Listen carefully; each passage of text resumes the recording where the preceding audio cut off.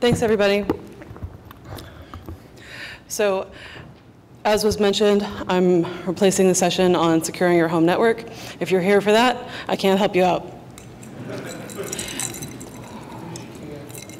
No, you really don't want me to try and secure your home network. That's not what I do. But I can help you with the history of spam, and that's what we'll talk about today.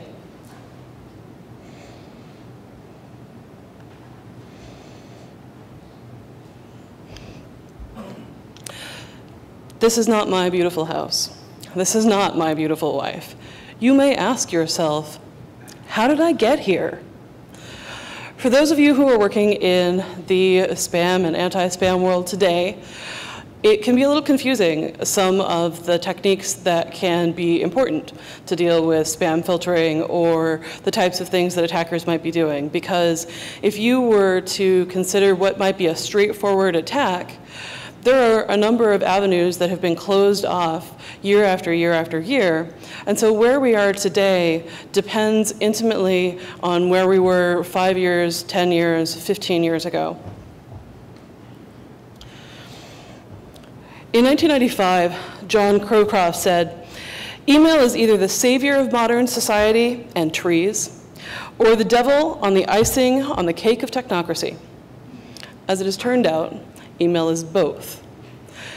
You can think of spam and anti-spam as an arms race, where each participant in this great drama is chasing after the other with an ever larger stick. So we'll start by covering a brief history of spam. In 1864, we started to see unsolicited advertising over the telegraph wires. This is from the Times of London, June 1st, 1864. This is the first well-documented example of unsolicited advertising across electronic lines. In addition, the telegraph was also used to try to scam rich individuals with real estate fraud, just in the same way that we see real estate fraud today. So in some ways, the scams themselves are far older than the technology they're being played out across today. Moving from the telegraph to the development of the internet. The internet was developed initially as a project between military and universities and some other scientific research organizations. In 1969, the very first message was sent across the wires from SRI International to UCLA, or rather from the other way around. At 10:30 p.m., October 29th, 1969. The message was supposed to be log in, but the servers crashed partway through. So in fact, the first message was LO. ARPANET grew from initially a 4-node network all the way up to over 200 nodes by 1981. Because it was a government project, commercial and social activity was strongly discouraged, and in fact, commercial activity was even legally restricted. Many of the folks who developed ARPANET never considered that the internet could possibly become what it is today, in fact, because it was legally prohibited from doing so. In fact, there's a quote that I want to read you from a 1982 computing handbook from the MIT AI lab. "It is considered illegal to use ARPANET for anything which is not in direct support of government business. Personal messages to other ARPANET subscribers, for example, to arrange a get-together or check and say a friendly hello, are generally not considered harmful. Sending electronic mail over ARPANET for commercial profit or political purposes is both antisocial and illegal. By sending such messages, you can offend many people, and it is possible to get MIT in serious trouble with the government agencies which manage the ARPANET." Very different place than where we are today. The first spam to ARPANET was in 1978 by a fellow named Gary Thierk. May 3rd, 1978. Gary worked for Digital Corporation, and they had just come out with a new router that had ARPANET capabilities built into it. And so in his brilliant mind, anybody on the ARPANET would be a fantastic person to talk to about this lovely new server that they had available. So Up until this time, DEC had largely been an East Coast company, and they wanted to branch out to the West Coast. So what he did was work with some colleagues to manually enter in every single email address on the ARPANET on the West Coast and send it this message about their West Coast open houses. At the time, they had so many of them that it actually ran over the available to header. The available to header at the time could only accept 320 addresses. So the first 90% of the message was all of the additional email addresses that had run over from the to field. The message was successful. They made about $13 million off of it, but they also received numerous complaints. The Defense Communication Agency told him that he had better not do it again. So you can imagine having the defense agency come after you for something like this. Again, not the landscape that we're all dealing with today. Those of us who have been on the anti-spam side of things know that you're not going to get the Defense Communication Agency to call those guys for you. In the 80s, junk faxes became a really big thing. So at the time, faxing, also a new technology, became widespread across pretty much every business and an important business tool. And so all of these numbers are wide open for abuse. They were made illegal by the Telephone Consumer Protection Act in 1991. In that case, it said it must be opt-in for communications, but a prior business relationship was okay. And then Congress passed the Junk Fax Prevention Act of 2005 with some additional changes in 2006. But this is particularly key because some of the early spammers actually got their start in the junk fax world. But I'd like to tell you first about why we call it spam. Many people have assumed that it's some sort of acronym or something along those lines, but in fact, it's from Monty Python. World War II really killed British agriculture. So during World War II, lots of bombing raids over all of England, which destroyed a lot of their arable farmland and a lot of the infrastructure for holding on to that arable farmland. Accordingly, they had very low infrastructure for having wide-scale meat production. So spam as a meat product was developed in World War II to be able to have portable protein that they could send all across the world without worrying about it spoiling. And after the war, when Britain didn't have the infrastructure to have a lot of meat production on its home soil, spam became a constant source of food, and so much that people were incredibly tired of it. And this went on even through the 60s and into the 70s, where spam was everywhere. So Monty Python had a comedy skit where somebody goes to a diner and asks for what the options are on the menu, and everything includes spam. So you can have spam and eggs, or spam, spam, spam and eggs, or spam, spam, spam, spam, spam and eggs. And he says, but I don't like spam. And sorry, tough luck. So they are sung to by a chorus of these Vikings singing all about spam. So that didn't even go directly to email. Where it first went was to online gaming, where people used systems called MUDs, multi-user dungeons, where they were playing various types of role-playing games online that were text-based. And those things would have chat systems. So a lot of times, people, to be funny and or obnoxious and try to shut folks down, would start typing spam, spam, spam into the chat system, so much that screens and screens and screens would scroll off.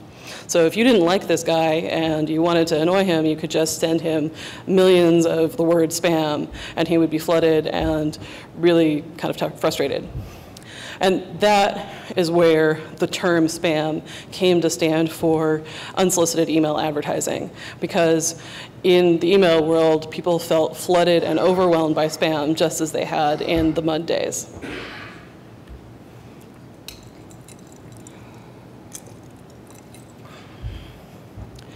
The early days of net spam really started in the mid-90s. There was no regulation and few established best practices. Technology and society were being built rapidly together, and there was an open question for quite some time as to how this would play out, both in terms of best practices and in terms of the law. The internet opened from governmental traffic to educational traffic in 1986. In September 1993 was when AOL, up until then a closed system, opened its traffic to the net. And September 1993, coincidentally, is known as the September that never ended. And the reason for that is that prior to this time, every September, there would be a flood of new freshmen to the universities who wouldn't know accepted netiquette. They wouldn't know the established norms and ways of behaving online that everybody else had come to expect. So September, you would just get a ton of people being kind of obnoxious. And as the months wore on, those people would become enculturated into how everybody knew how to behave acceptably online. And then it was September all over again. Well, when AOL opened the doors, so many people were flooding online every day, every week, every month, that the September set of behavior issues never ended.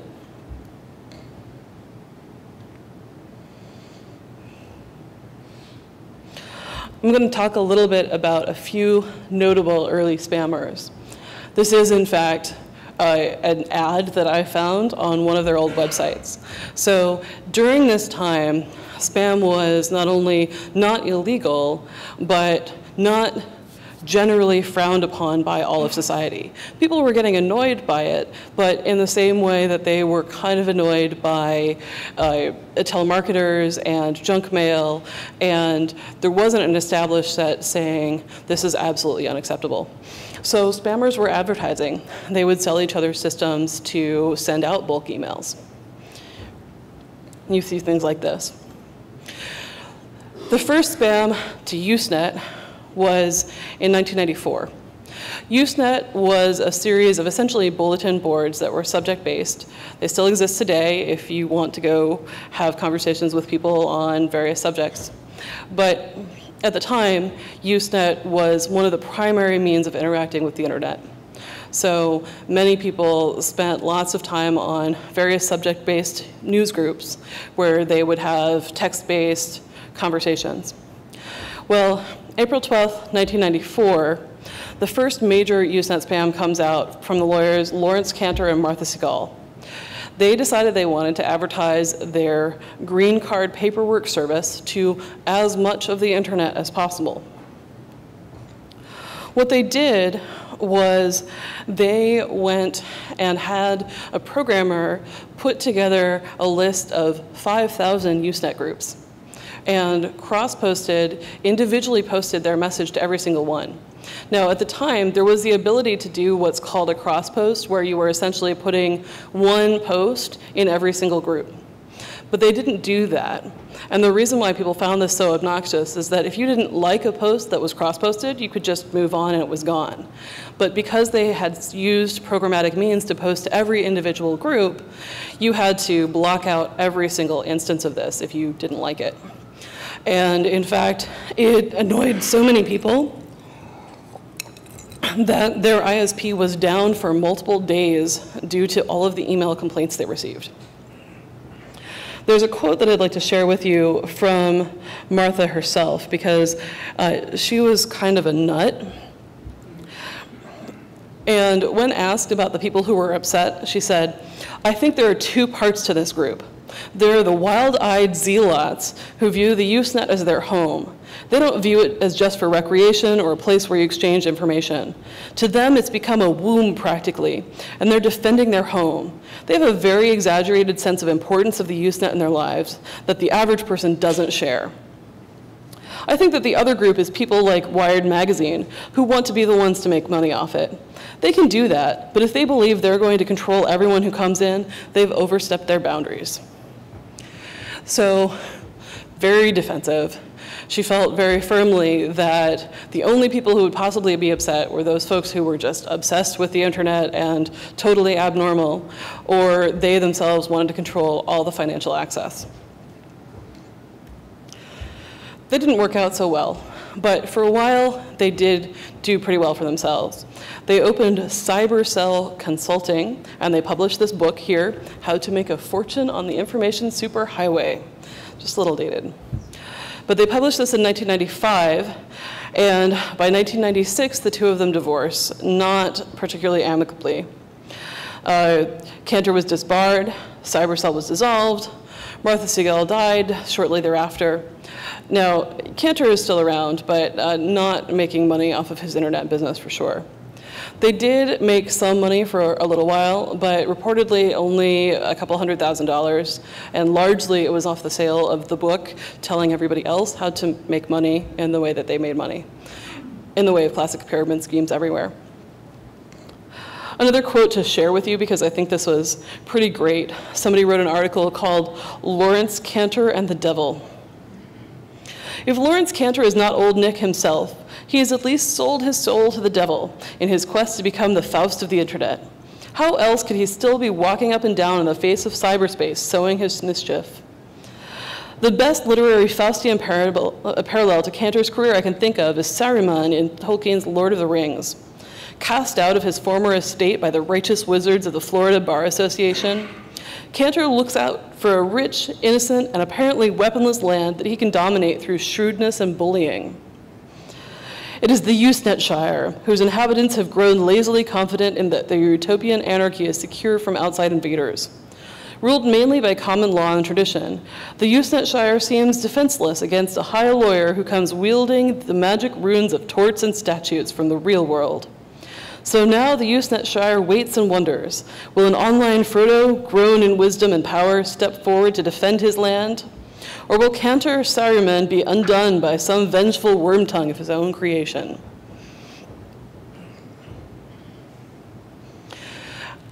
It's important to note for folks who weren't around at the time, the experience of the early net.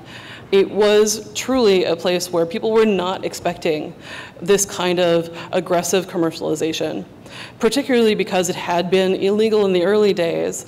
For a very long time, it was a social convention not to do so in the slightest. So when it happened, it's true in some ways what Martha Siegel said, that people felt an outrage that they had been invaded. And it was very personal because people did not expect this at all, and many people made a lot of lasting, intense friendships there.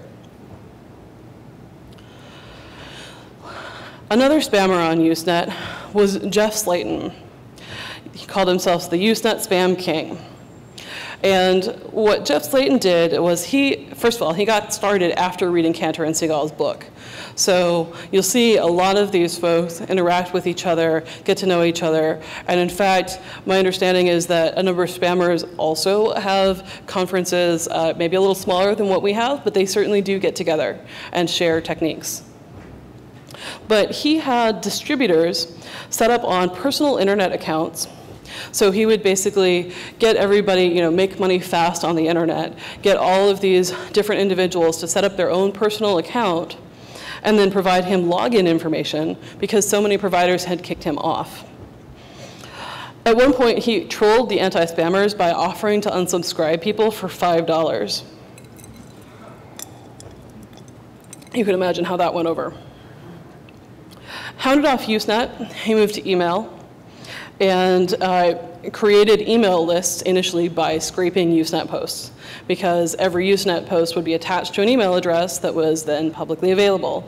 So he could pull out all of these lists and then sell them on to other spammers. So again, you continually see spammers selling things to other spammers who attempt to interact with the public. He was originally a Yellow Pages salesman, and what got him into this was an outrage at the cost of the Yellow Pages ads that he was selling. He felt that the Yellow Pages, the phone book, things that we forget about today, but he felt that they had a monopoly that was inexcusable and that charged so much for ads for the regular person that it was creating an unequal society. And he saw internet commercial unsolicited activity as a great equalizer of men. However, he filed for bankruptcy in 1997.